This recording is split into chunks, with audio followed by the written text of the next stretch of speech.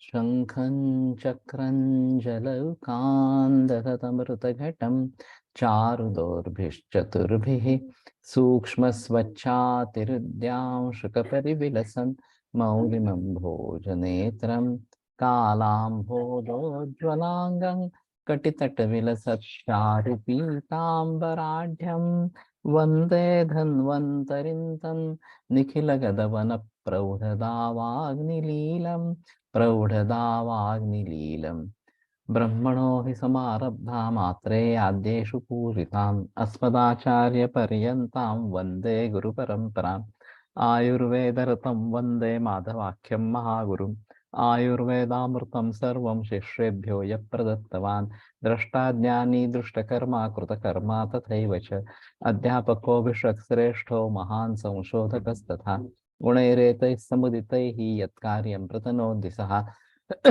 समृद्ध्यर्थं हि कार्यस्य वयं नु प्रयतामहे सरस्वत्यै नमो यस्याः प्रसादात् पुण्यकर्मभिः बुद्धिदर्पणसङ्क्रान्तं जगदध्यक्षम् ईक्षते आत्रेयं प्रथमं वन्दे आयुर्वेदजगद्गुरुम् आयुर्वेदामृतं सर्वं गृहीत्वा हि सुरेश्वरात् अग्निवेशादिकेभ्यो यत् प्रेच्छत् मुनिसत्तमः प्रथमं तन्त्रकर्तारम् अग्निवेशं नमाम्यहम्।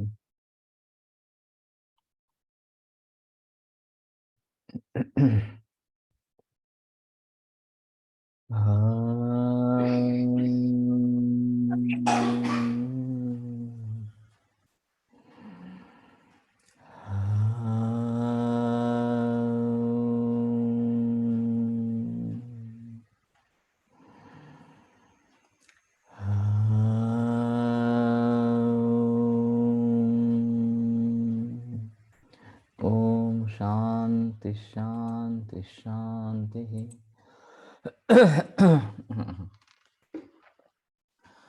न च मिश्रीभावम अपद्येयातामिति। तो शायद अहित हित प्रिय अप्रिय इस प्रकार का मिश्री भाव नहीं होना है, प्रिय हित इस प्रकार का ही होना है। अनेन विधना सप्तराप्तं स्थित्वा अष्टमे अहनि आप्लुत्य अद्भिः सशिरस्कं सह भर्त्रा अहतानि वस्त्राणि आच्छादयेत् अवदातानि। या इस प्रकार से 7 रात तक करना है और फिर 8वें दिन आह अपलुत्य अद्भि सशिरस्कम, तो सर के ऊपर से नहाकर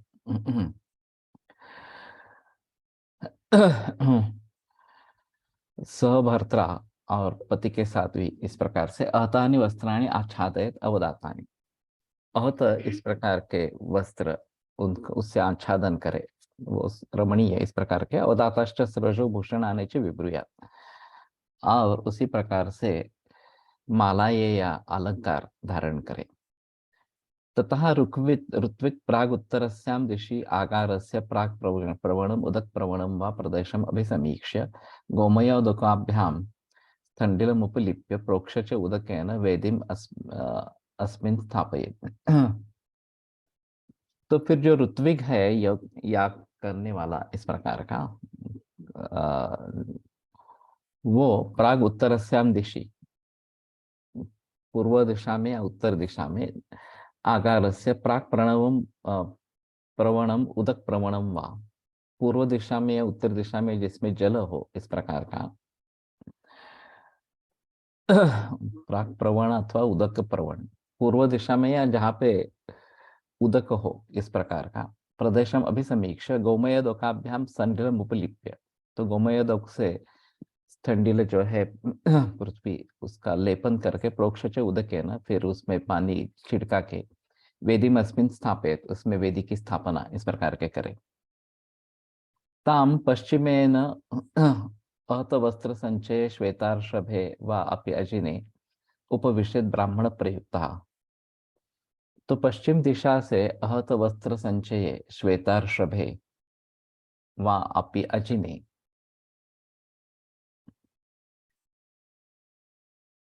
तो अहत वस्त्र संचय में या श्वेतार्षभे वा अपि अजिने, श्वेत इस प्रकार का ऋषभ का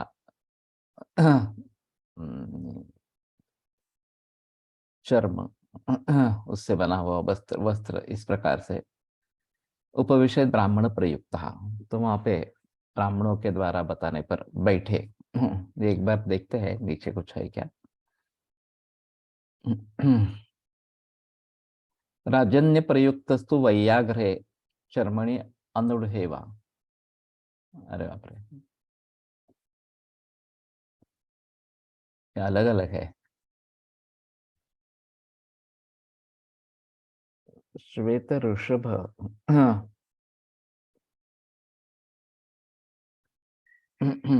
अजिन ये मृगाजिन जनरली होता है। राजन्य प्रयुक्त अगर है तो वैयाग्र है, तो व्याघ्र के चर्मणि अनडुहेवा। नहीं तो ये अनडुह का जनरली मतलब पादत्राण में जो प्रयोग में किया जाता है वो है। वैश्व प्रयुक्तस्तु रौरवे वा आस्ते वा। और वैश्य प्रयुक्त अगर है तो रौरव या आस्त इस पर बैठे। एक बार देख लेते हैं टीका में कुछ है क्या।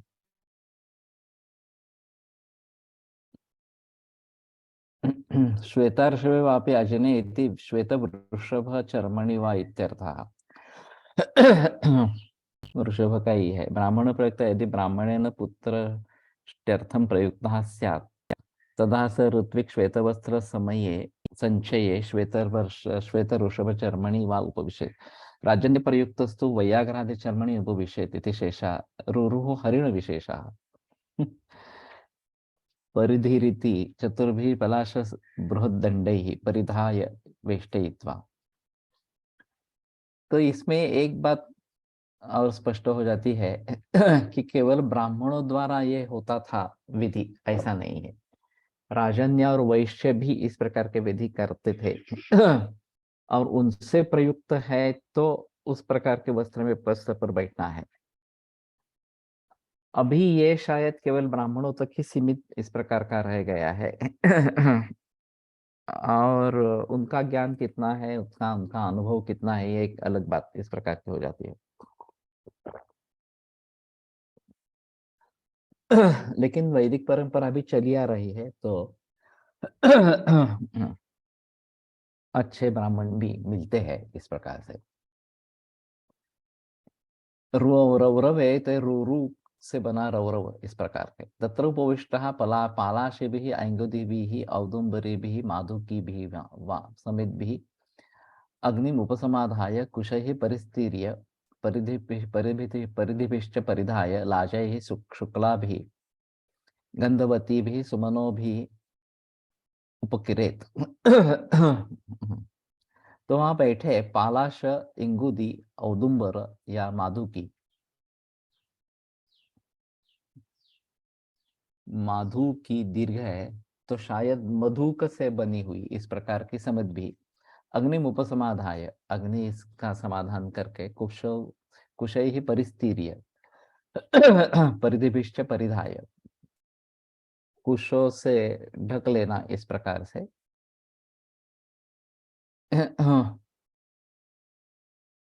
परिधिभिश्च परिधाय लाजैः शुक्लाभिश्च गंधवतीभिः सुमनोभिः।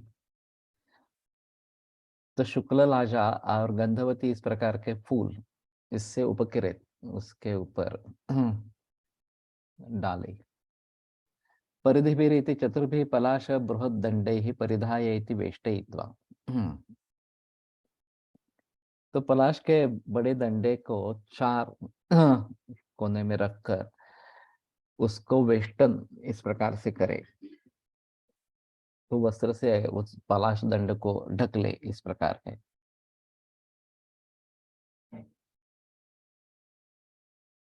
तथा प्रणीय उदपात्रम पवित्र पूतम उपसंस्कृत्य सर्पिः आज्यार्थम यथोक्त वर्णान आजानेयादीन समन्ततः स्थापये।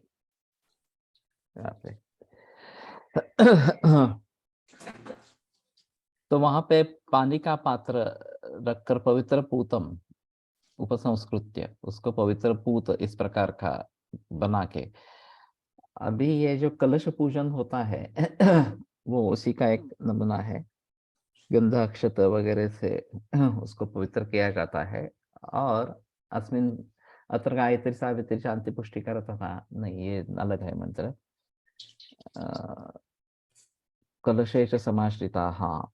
गंगे चैमुने चैव गोदावरी सरस्वती नर्मदा कर सिंधु कावेरी जलेस्मिन सन्निधिं कुरु, इस प्रकार के सभी जल उस कलश में आ गए हैं, इस प्रकार की भावना की जाती है।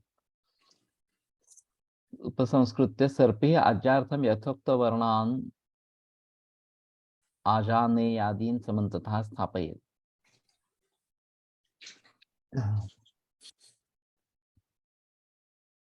पवित्रमेव पूतं मंत्रेण पूतवैत्र पूतं तच्च उदपात्र विशेषणम उपसंस्कृत्य इति तदुपपात्रमेव संस्कार मंत्रे उपसंस्कृत्य सर्पिर आज्यार्थम इति नवनीतं घृतार्थम। क्योंकि सर्पी और आज्य दोनों पर्यायवाचक माने जाते हैं, तो मैं थोड़ा चौंक गया था। किं वा सर्पिर्घृतमेव आज्यार्थमेति मंत्रपूत घृतकरणार्थम। तो सर्पी का मतलब घृत इस प्रकार का ही है, और मंत्रपूर्त घृत करणार्थ के लिए उसको ले ले। आज्य शब्द है ना, मंत्राभिमंत्रित घृतम उच्यते। तो आज्य शब्द से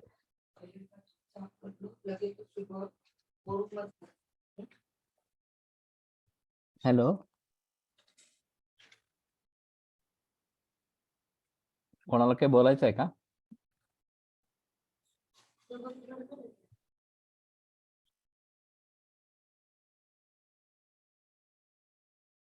तो मेसेज टाइप करा।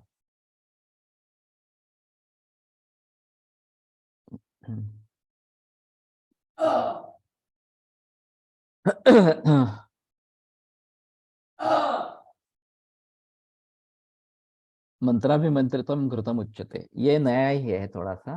आज्य शब्द कहीं कहीं आता है, तो ये मंत्राभिभूत इस प्रकार का घृत है, ऐसा समझ लेना चाहिए।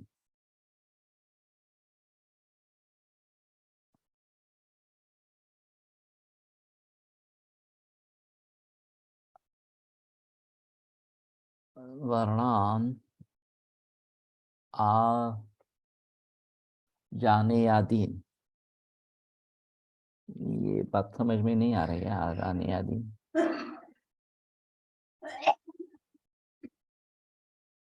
इसमें कुछ लिखा नहीं है।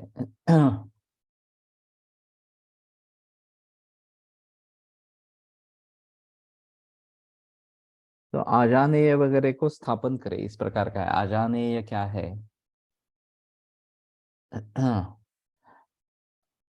वर्णान अजानेयादीन, ये अज आनेय इस प्रकार का होगा शायद।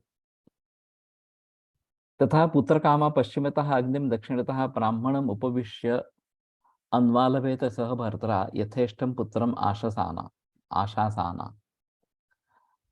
तो जो पुत्र कामा है औरत, पश्चिमतः अग्निम, उसके पश्चिम दिशा में अग्नि, दक्षिणतः ब्राह्मणम उपविश्य, और दक्षिण दिशा में ब्राह्मण, इनको बिठा के अन्वालभेत सह भर्तरा, और अपने पति के साथ, जनरली पति के वाम स्थान में पत्नी इस प्रकार की होती है।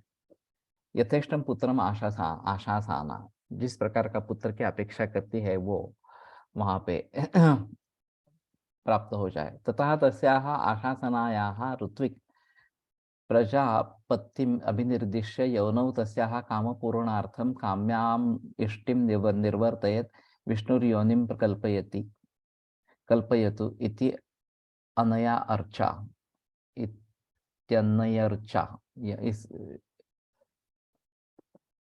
इस प्रकार के रुचा से, इस प्रकार से। तो वो इस प्रकार की जो आशा कर रही है, उसके ऋत्विक प्रजापति अभिनिर्दिश्य, ऋत्विक प्रजापति को निर्देश करते हुए यौनौ तस्याः कामपूर्णार्थम काम्याम इष्टिम निर्वर्तयेत्, तो उसके योनि में काम परिपूर्णार्थ काम्य इष्टि का आरंभ करे, निर्माण करे। विष्णु योनिं कल्पयति अन्या रुचा रुचा। तो विष्णु योनिं कल्पयतु, इस प्रकार की जो रुचा है उसके। ततश्च एव आज्येन स्थाली पाकम अभिधार्य त्रिर्जुहुयात् यथाम्नायम। और फिर वो आज्य से स्थाली पाकम अभिधार्य स्थाली पाकम अभिधार्य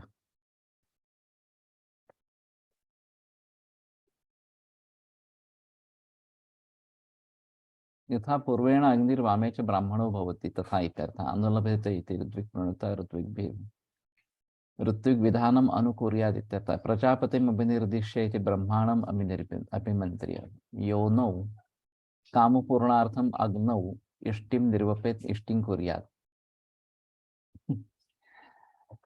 तो इष्टि जो करनी है वो अग्नि में ही करनी है, योनि में काम पूर्ण हो इस प्रकार के विष्णु योनौ, इस प्रकार के रुचा से विष्णु योनौ योनिम इत्यादि का इष्टि साधिका रुख पाकमिति चरुम अभिधार्य इति मिश्रीकृत्य।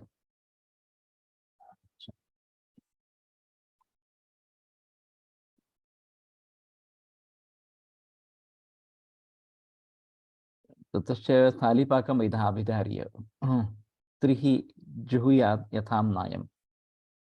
तो चरु का मतलब जो खीर वगैरह होती है, पायस दूध से बनी इस प्रकार से, तो उसका प्रयोग करना है। स्थालीपाकम अभिधार्य मंत्रोपमंत्रित मुदपात्रम तस्य दद्यात् सर्वोदकार्थान कुरुष्व इति। मंत्रोपमंत्रित इस प्रकार का पानी का पात्र उसको दिया जाए, सर्वोदकार्थान कुरुष्व इति, पानी के जो भी कार्य है वो सब तुम करो इस प्रकार से।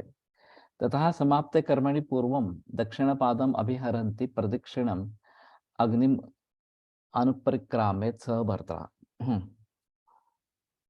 और ये कर्म समाप्त होने पर पहले दक्षिण पाद को खींचती हुई प्रदक्षिणम अग्निम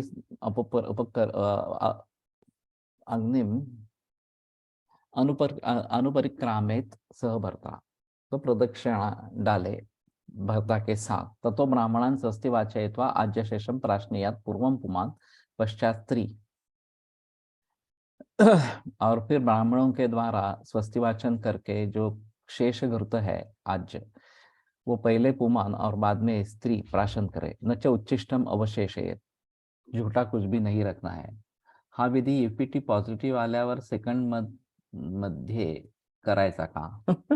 नहीं नहीं, ये तो शुरू से ही करना है।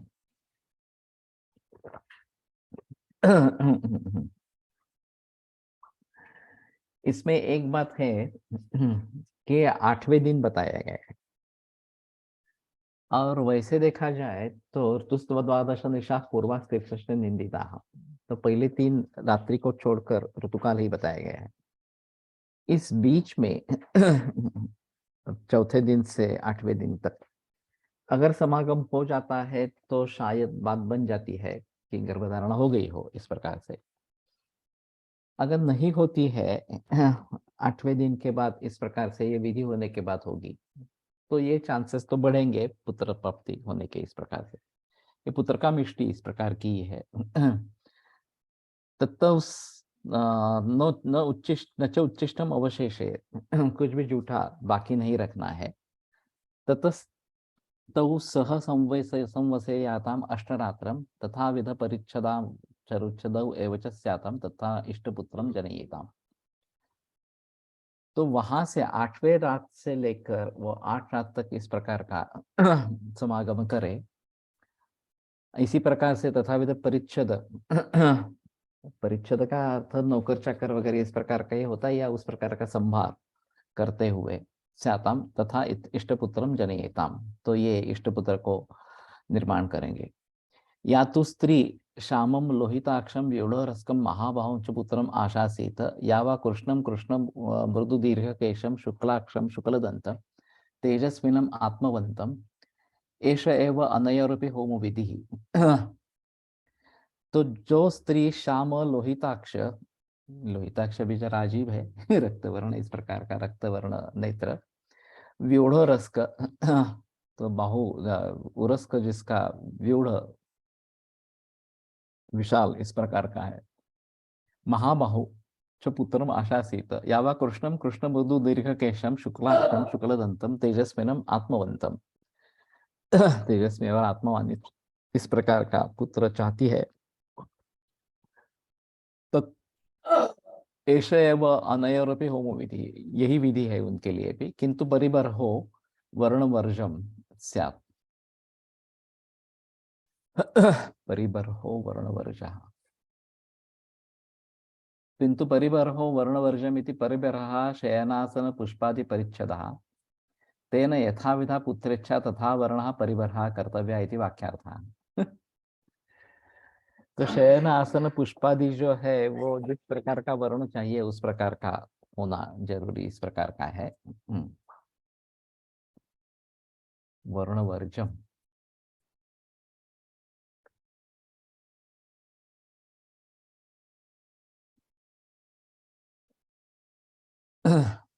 पुत्र वर्णानुरूपस्तु यथाशीरेव तयोः परिबर्हो अन्यः कार्यः स्यात्। तो पुत्र के वर्ण के अनुरूप इस प्रकार का जैसे आशीर्वाद मांगा है उस प्रकार से तयोः परिबरः अन्यः कार्यः स्यात्। तो परिबरः अन्य दूसरा इस प्रकार का करना है। शूद्रा तो नमस्कारम एव कुर्यात् देवाग्नि द्विजगुरु तपस्वी सिद्धेभ्यः। शूद्र व्यक्ति जो है शूद्र स्त्री वो केवल नमस्कार ही करे देव अग्नि द्विज गुरु तपस्वी सिद्ध इन सभी से, इन सभी को। तो उसके लिए ये सब विधान इस प्रकार का नहीं है, करने की जरूरत नहीं है। या च यथाविधम पुत्रम आशासीत तस्याः तस्याः तम तस्याः ताम ताम पुत्राशिषम अनुनिशम्य तांस्तां जनपदान् मनसा अनुपरिक्रामयेत्। तो जो जो स्त्री जिस जिस प्रकार के पुत्र की आशा करती है उसको उस प्रकार के पुत्र का प्राप्ति हो इस प्रकार का आशीर्वाद सुनकर अनुनिशम्य तांस्तान जनपदान मनसा अनुपरिक्रामयेत्। उन जनपदों को मन से ही परिक्रमण करे, उनके बारे में सोचे इस प्रकार के। ततो या येषां येषां जनपदानां मनुष्याणाम् अनुरूपं पुत्रम् आशासीत सा सा तेषां तेषां जनपदानां मनुष्याणाम् आहार विहारोपचार परिच्छदान् अनुविधत्स्व इति वाच्या स्यात्। तो जो स्त्री जिन जिन जनपदों के मनुष्यों के अनुरूप इस प्रकार के पुत्र की आशा करती है वो उन उन जनपदों के मनुष्यों के आहार विहार उपचार परिच्छद उनका अनुकरण करे, अनुविधत्स्व इति वाच्या स्यात्, इस प्रकार का उसको कहना है। इत्येतत् सर्वं पुत्राशिषां समृद्धिकरं कर्म व्याख्यातं भवति। तो ये सभी पुत्र की प्राप्ति जो चाहते हैं पुत्राशिषां समृद्धि कर्म, उनके समृद्धि कर्म करने वाला कर्म व्याख्यात हो गया। अब बात यह है कि पुत्र की कामना बहुत औरतों को या परिवारों को रहती है। तो ये इष्टि पुत्र कामेष्टि जो है वो शूद्र छोड़कर सभी लोग कर सकते हैं, ये एक बात है। और राजन्य और वैश्यों में भी इस प्रकार के ऋत्विक होते हैं, ये अलग बात यहाँ पे सामने इस प्रकार की आई है। और फिर ज्यादा कठिन इस प्रकार की बात नहीं है कि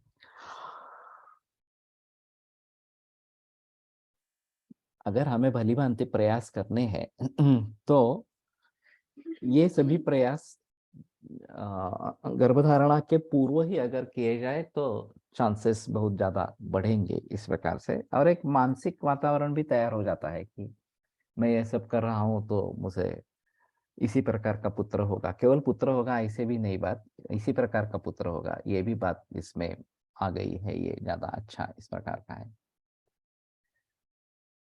न खलु केवलम एतदेव कर्म वर्णवैशेष्यकरं भवति अपितु तेजो धातुः अपि उदकान्तरिक्ष धातु प्रायः अवदात वर्णकरो भवति। तो केवल यही कर्म वर्ण वैशेष निर्माण वर्ण विशेष करने वाला होता है ऐसा नहीं। तो तेजो धातु अभी उदकांतरिक्ष धातु प्रायः तेजो धातु पानी और अंतरिक्ष धातु प्राय, तो जल महाभूत और आकाश महाभूत इनसे जुड़ा हुआ अवदात वर्ण करो भवती, वो रमणीय इस प्रकार का वर्ण निर्माण करता है।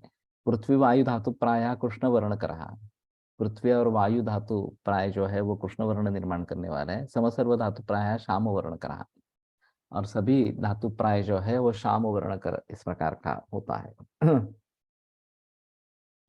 अब वैसे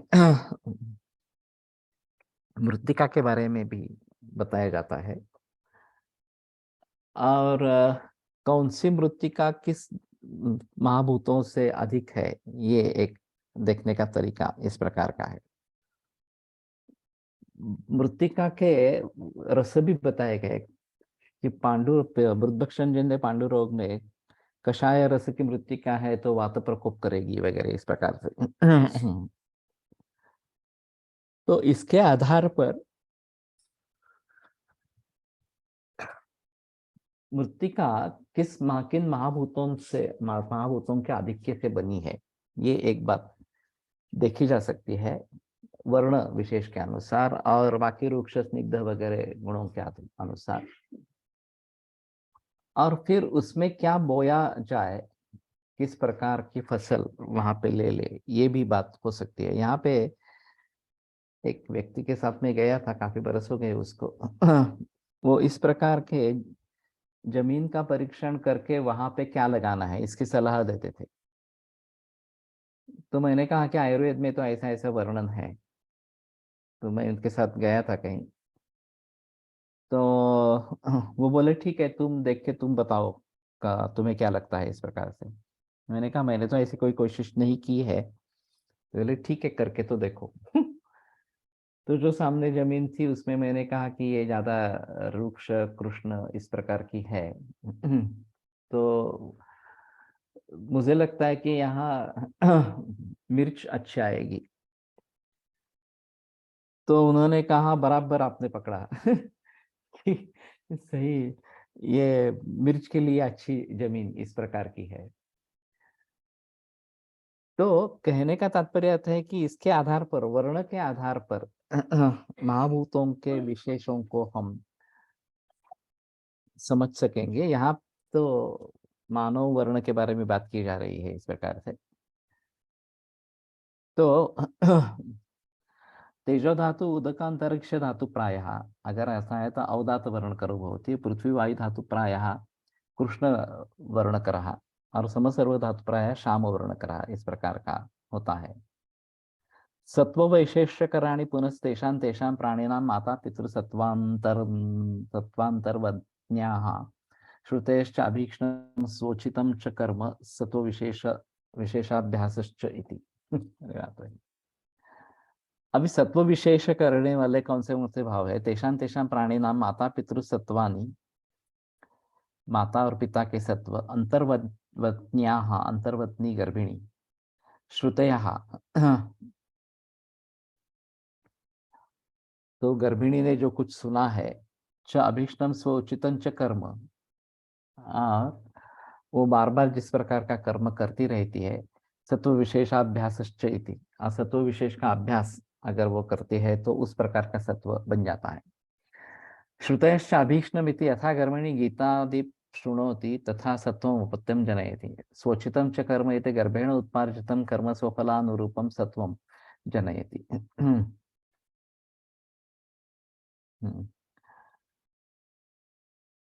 सत्व विशेषाभ्यासश्च इति तथाविधं सत्वं पुरुषः अभ्यस्यति जन्मांतरे तथा सत्वः एव जायते। वचनेन जन्म जन्म यदभ्यस्तं दानम् अध्ययनं तपः तेनैव अभ्यास योगेन तच्चैव अभ्यस्यते नरः। तो दान अध्ययन तप, ये जन्म जन्मों तक जिसका अभ्यास किया गया है उस प्रकार के अभ्यास योग से तच्चैव अभ्यस्यते नरः, उसी का अभ्यास आदमी करता रहता है। तो सत्व विशेष निर्माण होने के लिए इन सभी बातों को ध्यान में रखना इस प्रकार का जरूर इस प्रकार का होगा। और माता पिता किस प्रकार के हैं उसके अनुसार संस्कार किस प्रकार के होंगे, ये बात निर्भर इस प्रकार की रहेगी। तो गर्भिणी अवस्था में खास करके ये बातें ध्यान में रखना बहुत जरूरी है। अच्छा ही सुने, अच्छे का ही अभ्यास इस प्रकार का करे तो उसी प्रकार का गर्भ में सत्व विशेष हो जाएगा। ये महत्वपूर्ण इस प्रकार का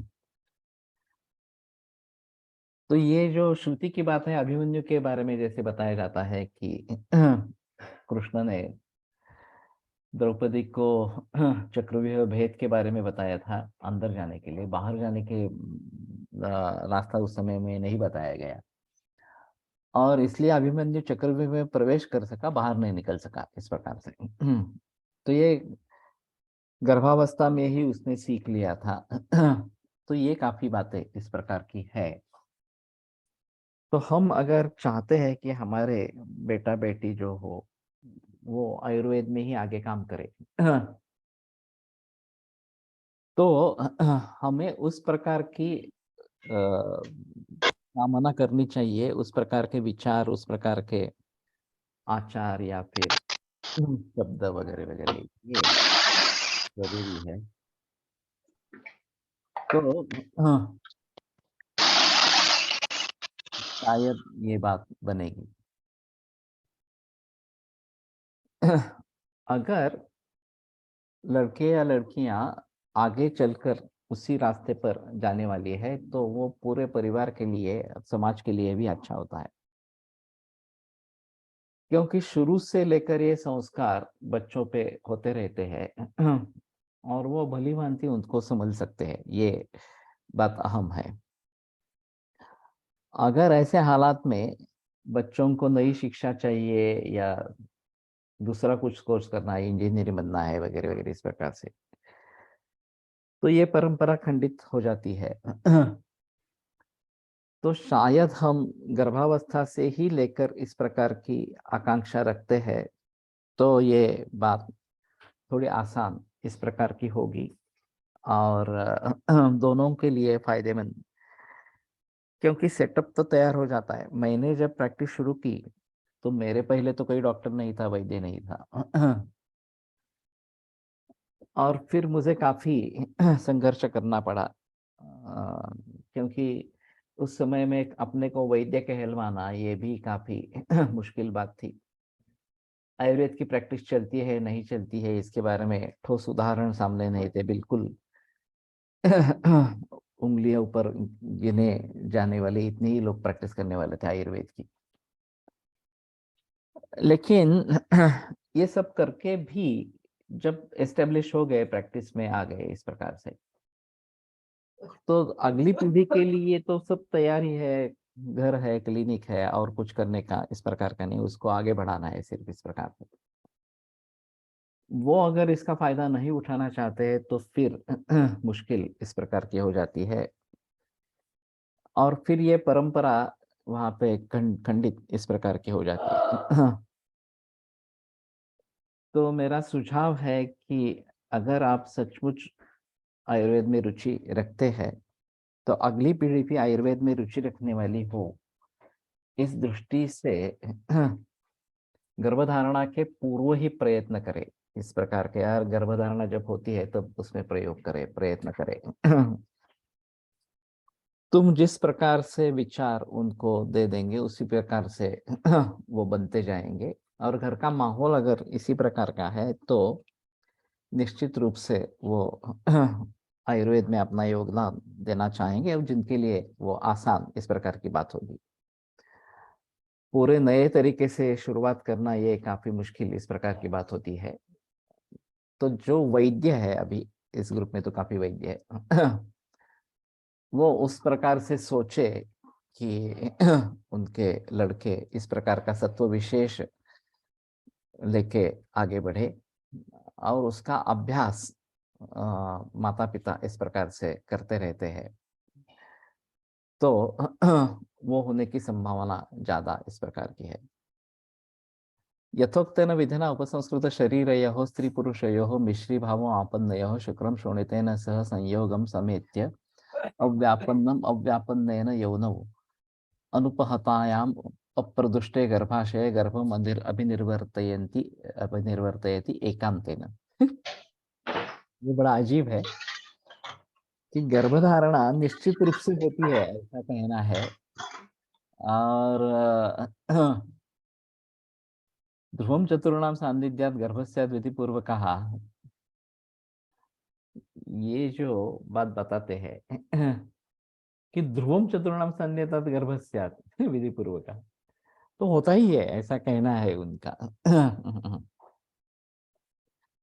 और काफी इनफर्टिलिटी के देखते हैं हम, तो इसमें ये बाकी सभी तो बातें हैं।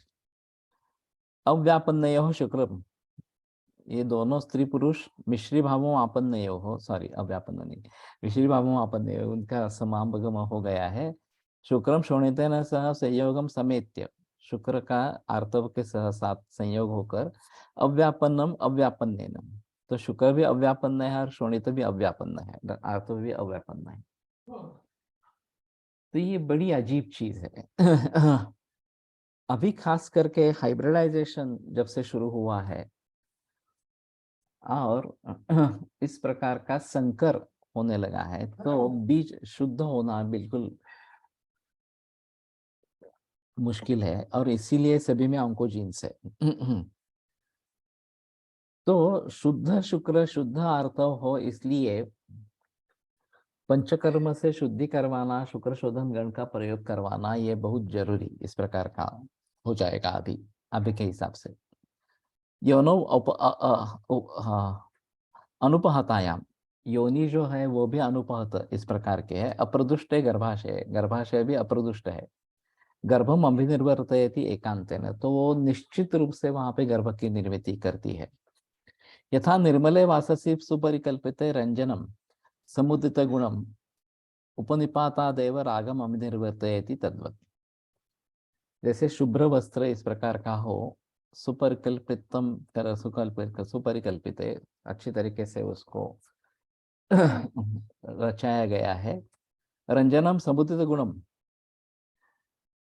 तो जिस रंग को हमें देना है, उसको रंगीन बनाना है, वो अगर समुदित गुण इस प्रकार का है, उपनिपातात एव, उसका स्पर्श होने से ही, वो उसका संयोग होने से ही तत्काल रागम अपनी निर्वर्तयति तद्वत्, उस रंग को वो उस पर चढ़ा देते हैं इस प्रकार से। तो ये भी बात अभी हमें थोड़ी सोचनी इस प्रकार की है।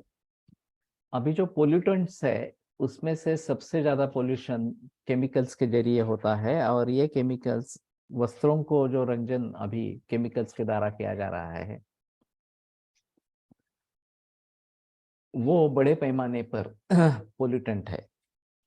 वैसे घर को रंग देते हैं, उसमें भी पोल्यूशन होता है, लेकिन ये एक बार कर दिया, फिर 5-6 बरस, 10 बरस, 15 बरस कुछ नहीं होता है।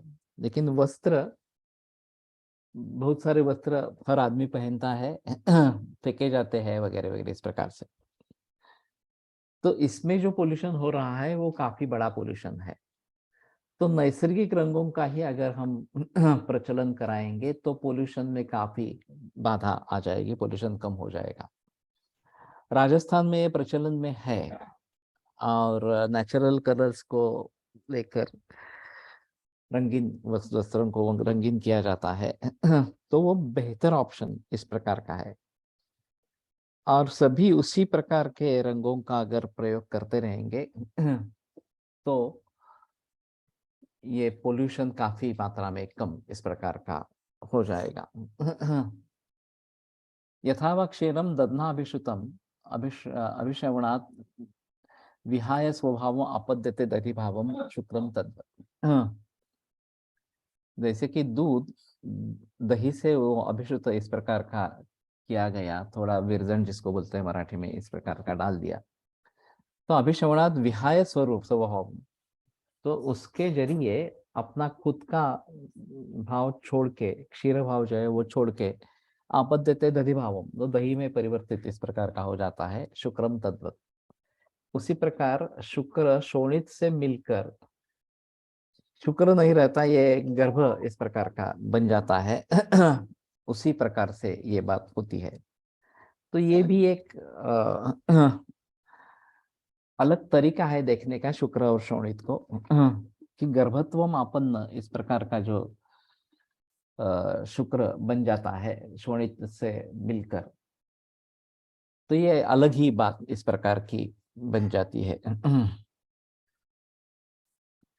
एवं अभिनिर्वर्तमानस्य गर्भस्थ स्त्री पुरुषत्व हेतु पूर्व मुक्ता, इस प्रकार के जो गर्भ निर्माण होते हैं उसमें स्त्री कौन सा है, कौन सी होती है, पुरुष कौन सा होता है, ये उसका कारण पहले बताया गया है। रक्तेन कन्यामतिकेन वगैरह वगैरह जो बात बताई गई है वो उसको ध्यान में रखना है।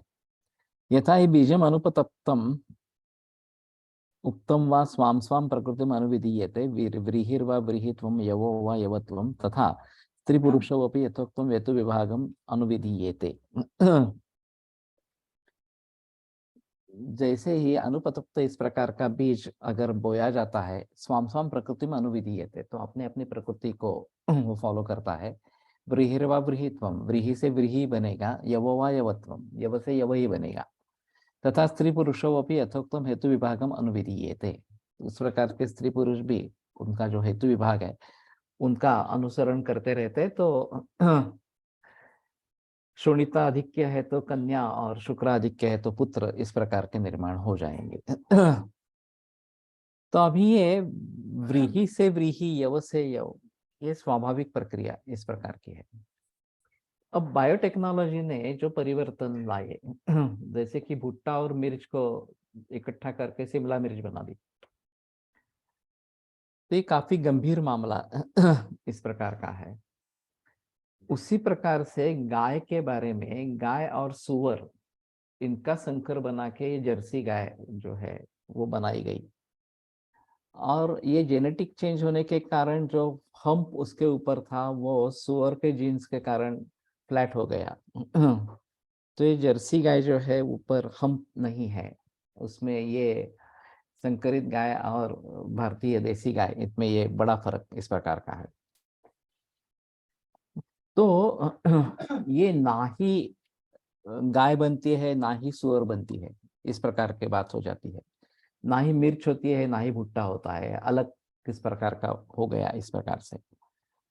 तो ये बायोटेक्नोलॉजी का जो परिणाम अभी सामने दिख रहा है ये काफी खतरनाक इस प्रकार का है। और अभी जेनेटिकली मॉडिफाइड वगैरह इस प्रकार से सरसब भी जेनेटिकली मॉडिफाइड आ गई। और इन सभी का यह कहना है कि अगर पारंपरिक रीति से खेती करते रहेंगे तो वो पर्याप्त नहीं होगा।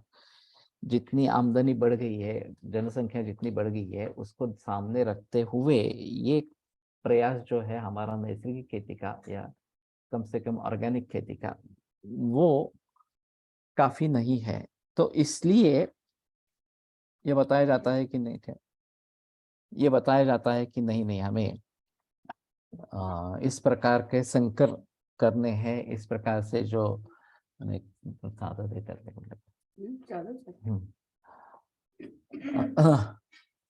भुट्टा म्हणजे शिमला मिर्च, भुट्टा यानी कि मका, मेस और मिर्च, इन दोनों का संयोग बना के ये शिमला मिर्च तैयार की गई है। तो ये ना है भुट्टा है ना है मिर्च है। और अभी शिमला मिर्च तो बहुत काफी प्रचलन में है, आमतौर पर खाई जाती है सब्जी के रूप में।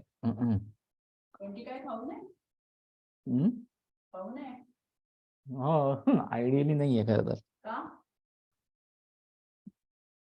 ते मक्का आणि मिरचीचं कॉम्बिनेशन आहे। हमें खाना चाहिए या नहीं, वास्तव में नहीं खाना है।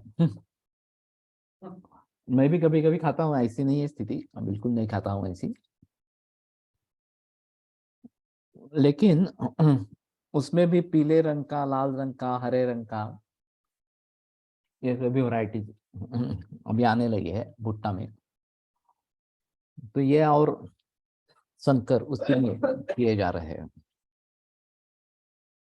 वैसे गर्दभ या रासभ और घोड़ा, उनका भी संकर बन के खेचर बनता है। और उसमें ना ही घोड़े का सामर्थ्य रहता है, ना ही खेचर का, इस प्रकार के, ना ही रासप का, इस प्रकार से। तो इस प्रकार के संकर ये काफी हानिकारक इस प्रकार के हैं, निसर्ग के खिलाफ है। नेचुरल म्यूटेशंस होते रहते हैं, लेकिन वो अपने अपने ही होते हैं। कुछ नई वैरायटी उभर आती है। ऐसा माना जाता है जो आम्र है, मैंगो। आलू के बारे में क्या सोचना है हमें? आयुर्वेद में वर्णन है या नहीं है? वास्तव में नहीं है। आलू का नीचे सर्वाणी, ये एक पाठ आता है, और उसके आधार पर इसको लिया जाता है। विदेश से ही आया है, उसमें संदेह नहीं।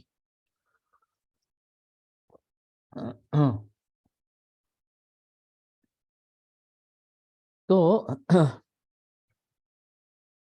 इस प्रकार के संकर से जो नेचुरल नहीं है, नेचुरल संकर संकर होते रहते हैं उन्हीं पौधे में।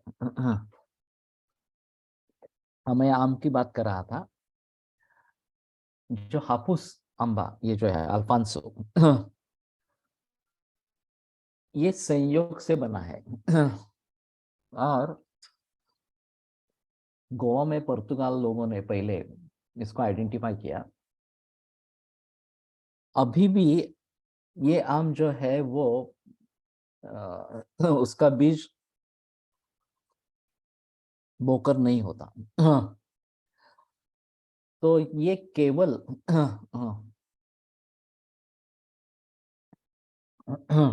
उसकी ट्विक को अलग करके कलम बनाते हैं, जो उसी के जरिए हापुस का निर्माण होता रहता है। उसमें जो फल लगते हैं, वो फल हम खा सकते हैं हापुस आंबा करके, लेकिन उसका जो बीज है वो अगर हम बोएंगे तो फिर से जो पहले वाला जो आम्र है वही निर्माण होता है। निकृष्ट कंद आलू आरोग्य उल्लेख है। कहाँ पे है?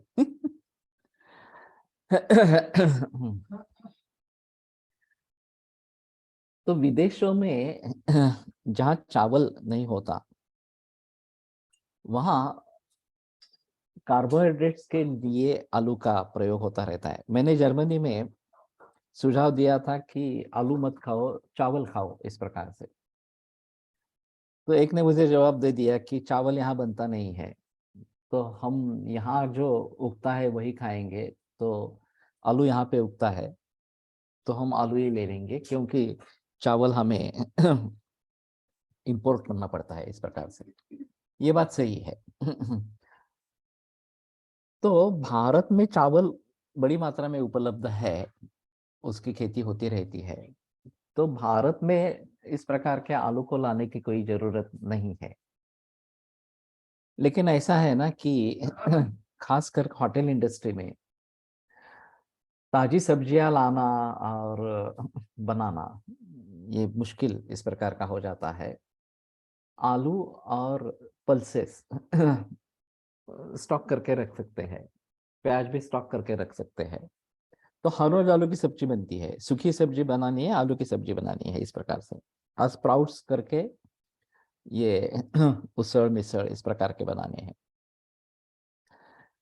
तो ये उनके इंडस्ट्री के लिए आसान है, इसलिए उस प्रकार से बनाते रहते हैं। बहुत ही कम रेस्टोरेंट्स ताजी सब्जियां लेकर उनको बनाते हैं, और बनाते भी है तो भी इतना मसाला डालते हैं कि सब्जी क्या है ये कोई संबंध ही नहीं है।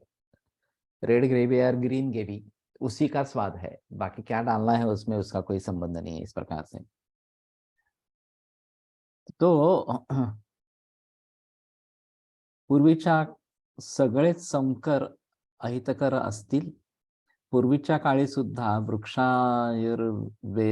ग्रंथात असे संकर व बीज संकर आलेले आहेत। फक्त असे प्रयोग भारतीय शास्त्रे जाणणाऱ्याच्या हातून झाले तर हितकर विचार करून होऊ शकतील। वैद्यांपैकी काहींनी या कृषी विज्ञानात विशेष अभ्यास वाढवायला पाहिजे। हिंदी में लिखो, बेटर ऑप्शन रहेगा। वृक्षायुर्वेद को मैंने देखा नहीं है वास्तव में, और इसमें कुछ प्रकार के संकर है, जैसे कि रंगीन कापूस बनाना, कर रंगीन इस प्रकार का कॉटन बनाना। तो ये मैंने सुना था, देखा था इस प्रकार से। तो ये एक तरीके का संकर है, लेकिन फिर भी कॉटन कॉटन है। कॉटन और दूसरा कुछ पौधा लेकर इस प्रकार का बनाया गया है, ये बात नहीं है।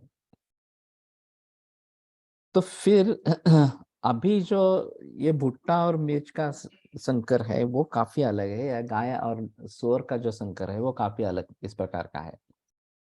उस प्रकार के संकर नहीं होंगे ऐसा मुझे लगता है। When tomatoes were introduced to Indians by Portuguese, we weren't using tomatoes before. ये तो सही है, इसमें कोई संदेह की बात नहीं है। और टोमेटो का प्रचलन इतना बढ़ गया कि एक परिवार के लिए 3-4 किलो टोमेटो लगते हैं एक सप्ताह के लिए। इसमें जो आहार विधि विशेष आयतन में राशि जो बताई गई है, तो एक पिंडेन ग्रहणम इस प्रकार का भी है, पूरा आहार, पूरे आहार की राशि इस प्रकार की क्या है, और अलग अलग कितना कितना मात्रा में क्या लिया जाता है। ये परिग्रह, सर्वग्रह और परिग्रह इस प्रकार की राशि के बारे में बताया गया है। तो परिग्रह में किस प्रकार से सोचे, ये एक अलग मुद्दा उठता है। इसमें काफी वेरिएबल्स है, तो ये सोचना थोड़ा मुश्किल इस प्रकार का हो जाता है। कि एक तरीका ऐसा है कि कौन सी सब्जी एक सप्ताह में आती है, एक सप्ताह के लिए घर में कितने लोग हैं, तो उन सभी में उसका बंटवारा 7 दिन के 14 भोजन, या फिर ब्रेकफास्ट को पकड़कर 21 इस प्रकार के खाने के समय, और उसमें उसका कितना कितना प्रमाण आएगा, ये थोड़ा सा देख सकते हैं। उसमें भी कोई कम ज्यादा इस प्रकार का खा सकता है। बनाने का तरीका अलग अलग हो सकता है। तो इन सभी के आधार पर रिजल्टेंट क्या होगा, यह सोचना काफी मुश्किल इस प्रकार का हो जाता है। फिर भी ये एक तरीका हो सकता है कि कौन सा अन्न सेवन किया जा रहा है, कितनी मात्रा में सेवन किया जा रहा है, इसके बारे में थोड़ा सोच सकते हैं। तो पहले तो इमली या कोकण में कोकम इसका प्रयोग होता था खट्टे चीजों के लिए, और उसकी मात्रा बहुत कम रहती थी, क्योंकि ये ज्यादा खट्टी होने के कारण थोड़ी मात्रा में ही अपना असर दिखाती थी। अब टोमेटो इस प्रकार से घुस गया है कि सैलड्स में टोमेटो है, सब्जियों में टोमेटो है, दाल में टोमेटो है, और फिर टोमेटो सॉस है वगैरह वगैरह, काफी सारी चीजें टोमेटो से बनती रहती है। और ये एक महत्वपूर्ण कारण है यूरिनरी स्टोन्स के बारे में, मूत्राशमरी जो है उसके जो प्रमाण बढ़ गए हैं। तो उसमें टोमेटो एक अहम कारण है, दूसरा पालक, और तीसरा अंडा। एक समय में भोजन की संपूर्ण मात्रा क्या होना चाहिए, ऐसा कहीं निर्देश है क्या? अन्येन कुक्षिर्द्वावंशोपानेन एकं प्रपूरयेत आश्रयं पवनादीनां चतुर्थम अवशेषे। तो आमाशय की कैपेसिटी के ऊपर ही निर्भर है, या त्रिविध कुक्षीय चरकाचार्य जो बताते हैं। तो घन आहार 1/3 या 1/2, द्रव आहार 1/3 या 1/4, 1/4, और तृतीयांश या चतुर्थांश रिक्त रखना है, ऐसा ही है। तो इसके लिए चाहिए कि हम जलधौती करें और आमाशय की कैपेसिटी जाने। तो कितना आहार लेना है, घन कितना लेना है, द्रव कितना लेना है, ये समझ पाएंगे। और फिर भी वो पर्याप्त होना चाहिए कि 2 ही दफा खाना खाना इस प्रकार से हो जाए, बीच में भूख नहीं लगे इस प्रकार से, और खाना भी उस मात्रा में ही जाए।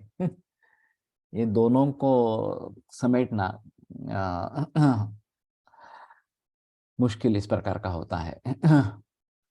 अग्र प्रकरणोक्त आलोकं कंदानां निकृष्ट डिस्कोर्पिया स्पेशीज के लिए है, जिसका संबंध सोलैनम ट्यूबरोसम भारत में बहुत बाद में आया है। सही है। तो आलू का नाम का दूसरा कुछ कंद भारत में बनता होगा कि वो निकृष्ट इस प्रकार का बताया गया है। पोटैटो बाहर से इस प्रकार से आया है और गरीबों के लिए यही सस्ता खाना है। सब्जियां अभी तो 100 रुपए के ऊपर किलो पे चल गई है, जहाँ की प्याज और आलू काफी सस्ते दाम पर मिलते हैं। तो ये भी एक कारण इस प्रकार का होता है। तो हम ऐसा सोचे कि उसके दुष्परिणाम को हम कैसे कम कर सकेंगे, ये एक अहम मुद्दा इसमें है। और प्याज, लहसुन, रसोन वगैरह का प्रयोग करके उसका जो वातवर्धकत्व है, या स्नेह का ज्यादा प्रयोग करके उसका जो वातवर्धकत्व है उसको काबू में रखने की अगर कोशिश करते हैं तो शायद कुछ बात बनती है। ये एक अलग बात इस प्रकार की होगी कि अभी जो खाना खाने की हमें आदत पड़ गई है उसमें से अहितकारित्व कम कैसे करें और हितकारित्व कैसे बढ़ाए, ये भी हमें सोचना है। और धीरे धीरे हितकर इस प्रकार के आहार की तरफ ही मुड़ना है, वो बेहतर ऑप्शन इस प्रकार का है।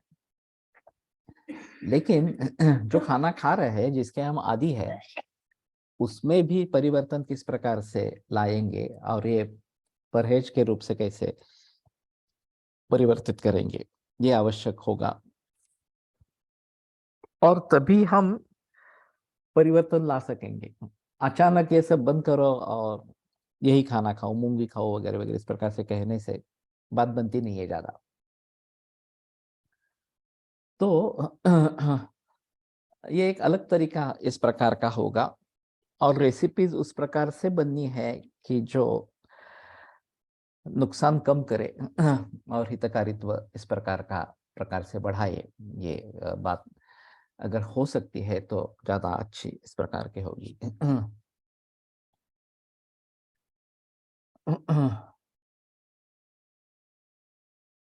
तो व्रीहि वा व्रीहित्वम यौवा वा यवत्वम तथा स्त्री पुरुषोपि यथोक्तम हेतु विभागम अनुविधीयते।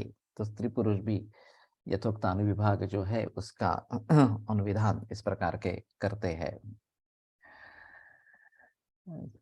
कैप्शनिंग।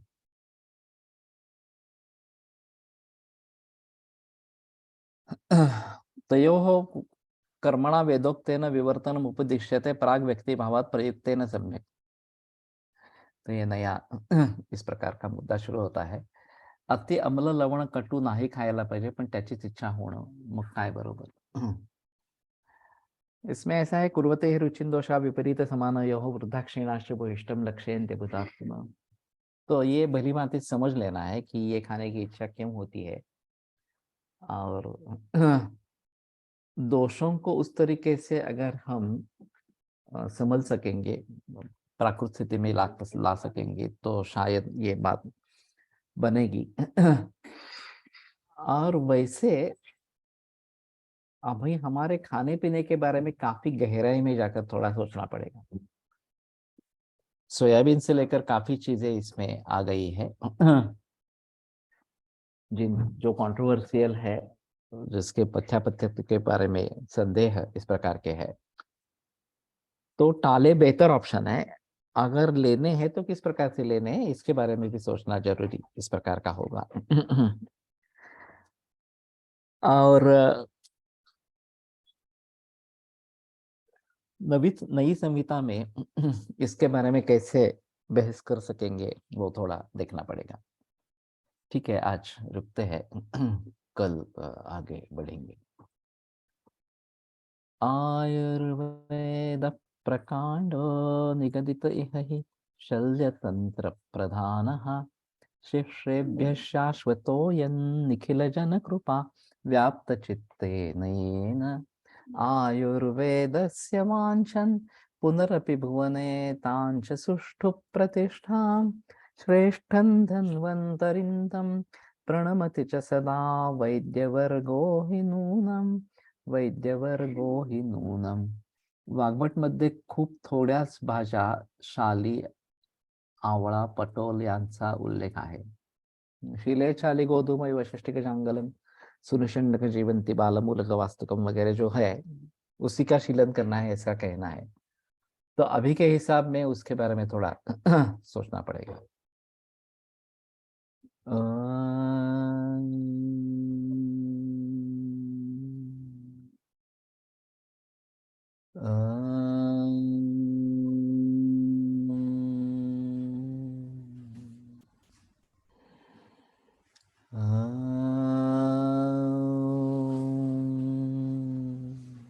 ओम शांति शांति शांति। विरम्यते व्याख्यानव्यापारात् श्वः पुनरपि मिलिष्यामः।